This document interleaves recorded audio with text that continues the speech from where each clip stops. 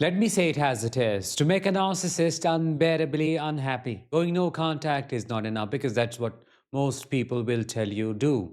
Because they are going to watch you from distance and they are going to try to bring you down. If you do not do anything about it, they will rejoice in your downfall. And that's the reason why I'm going to help you how you can take revenge by not stooping to their level. Because I did some of the things that changed my life and turned it into what they had never imagined I would ever be able to live. Hi, I am Danish, a narcissistic abuse recovery professional. Welcome to my channel. The topic for today's episode is 5 ways to make a narcissist unbearably unhappy. Now, I know you may be wondering, doesn't that make you toxic as well? I understand your concern. See, everything that happens in such a relationship, be it with a partner or parent, is extremely unfair and unjust.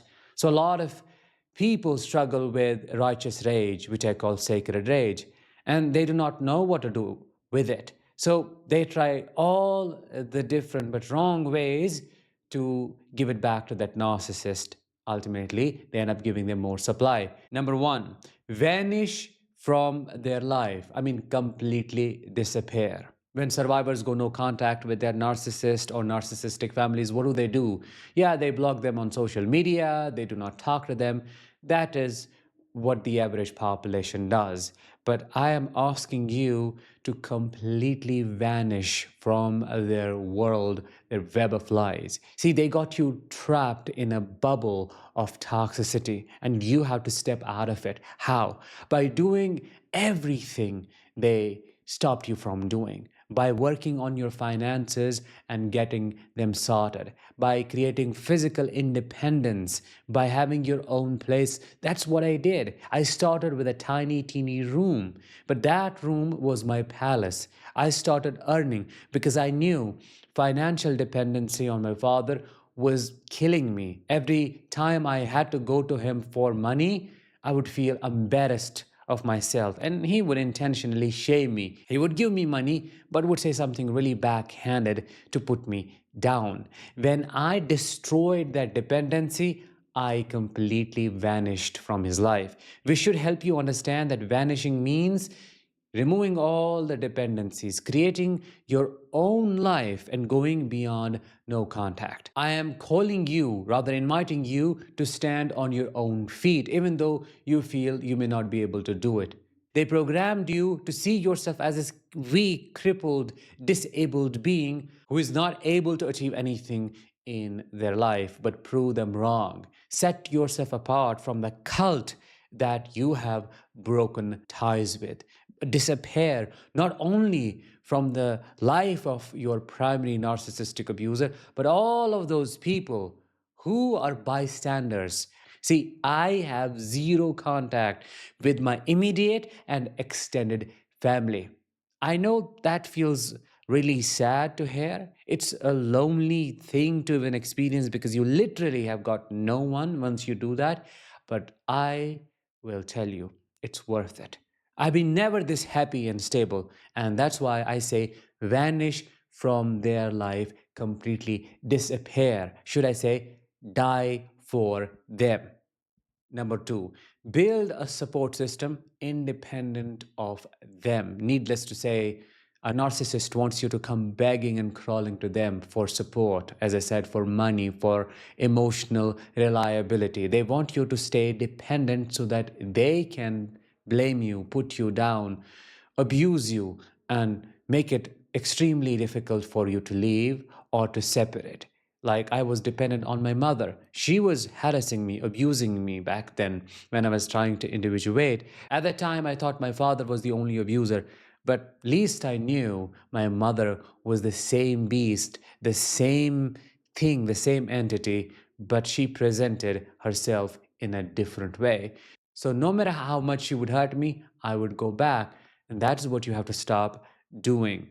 And then when I started to create a network of people that I would call my support system, I felt so free because those people were not judging me, were not putting me down, were not being passive aggressive with me, were not belittling me, were not giving me periods of silent treatment. And I recognized that, oh no, this is what it means to be in a healthy relationship. See, I began with a coach, and that's how then I extended and had some colleagues I connected with. And from there onwards, I had some friends. Those people really supported me in my healing journey. I must tell you the truth. I did not let them in because I couldn't trust anybody. As you know, that is what survivors of narcissistic abuse struggle with. But I maintained a very professional and a very ethical relationship with them. But it made my narcissistic family really unhappy. Why? They wanted me to stay isolated. That way, I would come to them no matter what they did to me. Number three, very important, stand firm in your truth because that is the ultimate form of defiance. You may not be a defiant by nature. Maybe you are somebody who has fawned all his or her life. That's what I did. That's my entire story. But I must tell you, there is that repressed, suppressed rage inside which needs to wake up. I say, wake up the wolf, but in a very authentic way. I'm not calling you to become a narcissist. I'm saying become a fierce protector of your peace. That's what I did as well. When I say stand firm in your truth, I say do not let anybody rewrite your story. Do not let anyone tell you what you should do when you know what you're doing is the right thing to do. Do not let anyone tell you, oh, you should be lenient or you should give them a little bit of space, because if you do so, you'll be again betraying yourself. What do I mean by that? Well, when you were with that narcissist, you were forced to betray yourself. I call it self betrayal, but it was an unconscious one. You had to go against your moral values. You had to violate your moral code and act out of character to stay, to survive, and to stabilize the environment. That was an adaptation. That was the need of that hour. But now you don't have to do that anymore. You don't have to fawn anymore. You have to speak your truth like I did. Did it bother a lot of people? Did it make many people leave me, go no contact with me because I was calling the dysfunction out? Indeed. Was I shunned? Was I openly ridiculed, put down? Was I frowned upon? Indeed, I was. But that does not matter. Number four, big one, love what they made you hate. Live your life love the passions that were ridiculed. Enhance the skills that were put down. Explore the hobbies that you were forced to drop because they projected their shame onto you. Nothing good about you was acceptable to your narcissistic partner or parent because it threatened their ego. They knew if you were to find yourself, they will lose you. They had to make you lose yourself to stay relevant, to mean something to you. And that is the reason why I say love everything they made you hate, because the hatred you feel towards those abandoned parts of yours is not your hatred, it's alien shame, it's alien disgust. Why would you carry those burdens? I invite you to release all of that. And before you do so, you need to recognize what are my passions. For example, if you are excellent at doing something, ask yourself, is this something that I was forced to do? Did I actually want to do it? At what expense did I turn myself into this performer? You got to ask yourself, the person that I am today is a result of that conditioning. What do I need to change in myself? I'll give you my personal example. I was forced to hate animals. I never hated them, but I was not allowed to have any chickens, any cats. I have shared so many stories, so many experiences. The first thing that I did when I got the space and had the money and the time, I got myself two cats, then some fishes, then some parrots. I started reading books, exploring philosophy, psychology, because there was nobody telling me you are not going to do anything in your life because you are not a cricketer. You do not show any interest in sports. When you accept yourself radically, you open yourself to all possibilities and you become diametrically opposite to what that narcissist wanted you to be. And that becomes the biggest source of their unhappiness. Number five, and the last one, cultivate the emotions they never let you feel. I can't tell you how important this one is.